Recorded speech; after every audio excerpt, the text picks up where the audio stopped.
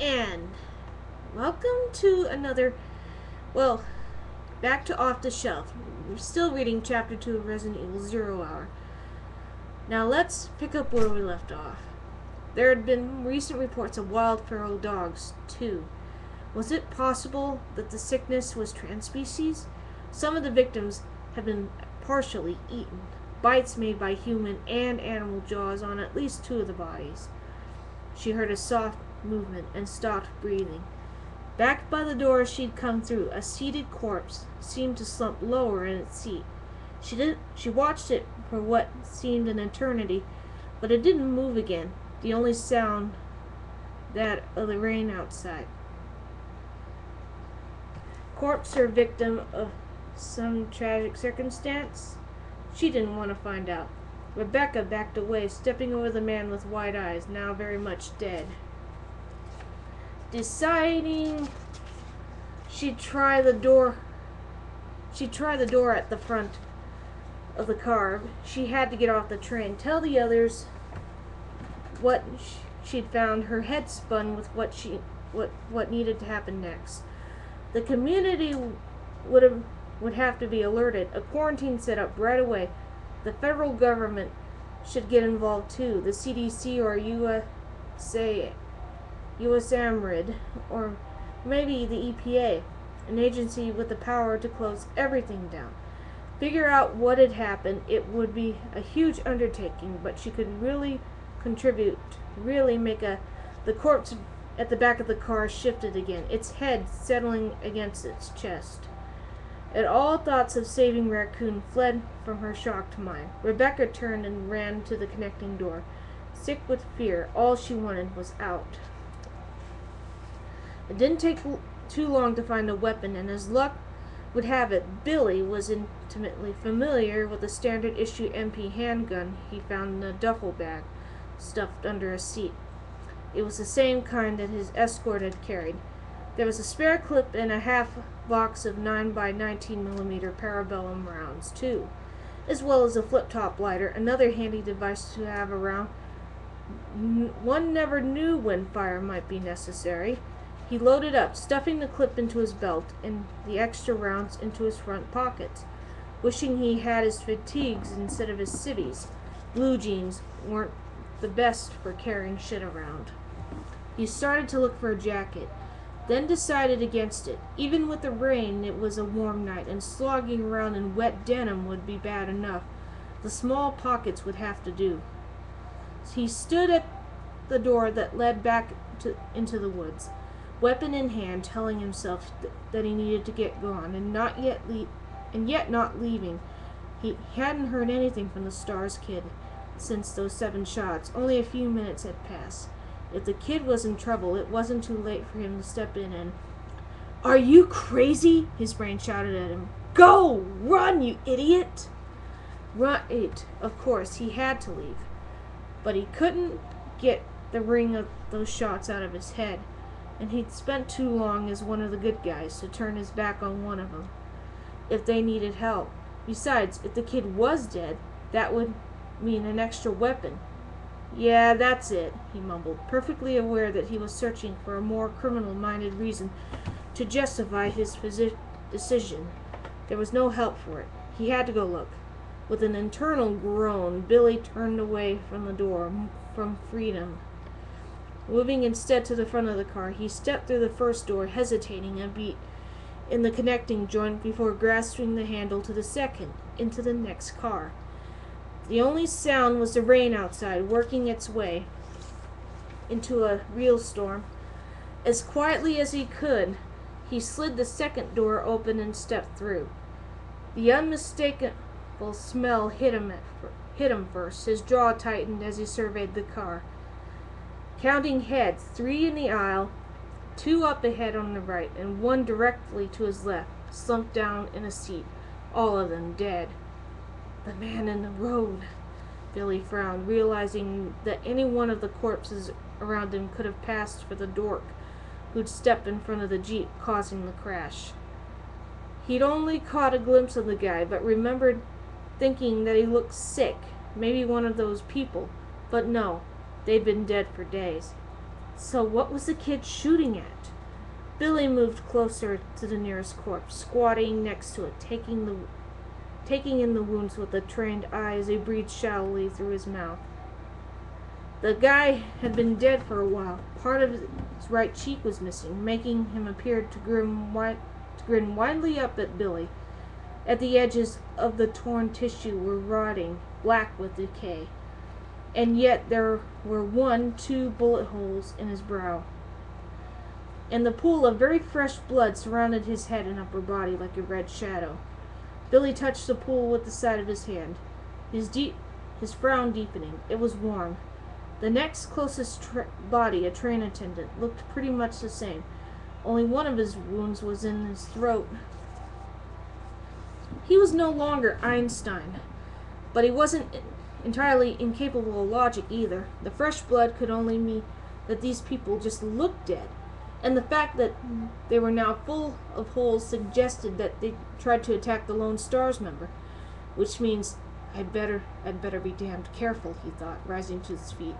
He looked back at the body in the seat now, his gaze narrowing. Had the man moved, or was it a trick of the light? Either way, he'd just as soon be somewhere else. He hurried up the aisle, stepping over corpses, trying to watch all of them at once, and cursing his need to find the Stars kid. If only he didn't have a goddamn conscience, he'd be long gone by now. He slipped through the 2 doors, weapon ready as he entered the next car. It wasn't a passenger car, wasn't as nicely decorated from the entrance. He could only see a short corridor that turned up ahead, and 2 closed doors to his right, a few windows opposite. He considered checking the rooms, aware that it would be the smartest move. Turning your back to an unsecured area was a bad call, but he was starting to think that his conscience could go screw. He didn't want to secure the entire train. He just wanted to see that the kid was okay and then get the hell out. And if said kid doesn't show up in the next couple of minutes, I'm deboarding anyhow. This sucks. Sucks wasn't the word. It didn't begin to describe the low terror he felt in his gut. But he'd seen fear cripple the strongest men, and knew better than to dwell on thoughts of monsters and darkness. Better to laugh it off as a bad dream and get on with things. He edged down the corridor, moving silently, siding along the wall as the hall jagged right, and then continued on, past an open door with a spill of cardboard boxes blocking the entrance. Storage room, probably. There were no bodies, at least, but a smell of rot hung the air. The few unbroken windows he passed reflected a pale shadow of himself, only blackness and rain outside. He noted with dismay that some of the glass from the shattered panes was inside the car, scattered across the dark wood floor, which suggests that someone had been trying to get in, not out. Creepy. It looked like the corridor jagged left again up ahead, just passing another closed door labeled Conductor's Office. He had to be near the front by now, and he saw a second pale shadow up ahead, reflected in a window directly past the turn. He stopped, held very still, watched as the figure crouched down, his or her back to the corridor, oblivious to any threat from behind. If it was the Stars, he or she needed more training. Billy took the last few steps and raised his weapon, moving in behind the crouched figure. He knew he should avoid a confrontation. The kid was obviously fine and dandy, and he had other places to be, but he also wanted to know what was happening. And this might be his only chance for information. The Stars member turned, saw Billy, and slowly stood up, facing him. Kid isn't far off the mark, he thought, staring down at the wide, innocent eyes of a teenager. A girl. God, they were hiring out of high schools these days. She was small, at least a half foot shorter than he, and pretty. Reddish brown hair, slim, muscular build, even delicate features. If she weighed more than 100 pounds, he would have been surprised. She'd been crouching in front of a dead man, his savage body slouched in the corner next to the car's exit, and if she was surprised to see him, she hid it well. "Billy," she said, her young voice clear and melodic, her words making him grit his teeth. "Lieutenant Cohen." Shit! Someone had found the Jeep after all. He kept the gun raised, aiming directly at her right eye, playing it cool. "So, you seem to know me. Been fantasizing about me, have you?" "You were the prisoner being transferred for execution," she said, her voice taking on a hard edge. "You were with those soldiers outside." "She thinks I did it. Then I killed him," he thought. It was written all over her pixie face. He realized that she probably didn't know a thing about what was going on. She hadn't connected the walking corpse guys to what happened to the Jeep, and he saw no reason to disillusion her. She was trying to look tough, but he could see that he intimidated her. He could use it to get out of this. "Uh-huh, I see," he said. "You're with stars. Well, no offense, honey, but your kind doesn't seem to want me around. So I'm afraid our little chat time is over." He lowered the gun, then turned and walked away, his gait easy and unhurried, as though he wasn't the slightest bit concerned by her presence. He was counting on her obvious inexperience and fear of him to keep her from acting. It was a calculated risk, but he thought it would pay off.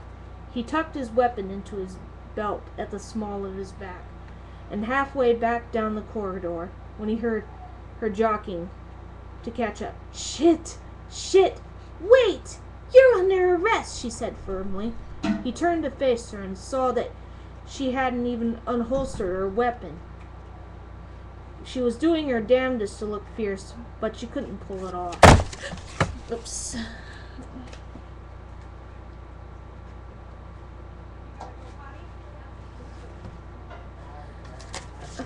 If the situation had been less serious, any less bizarre, he would have smiled.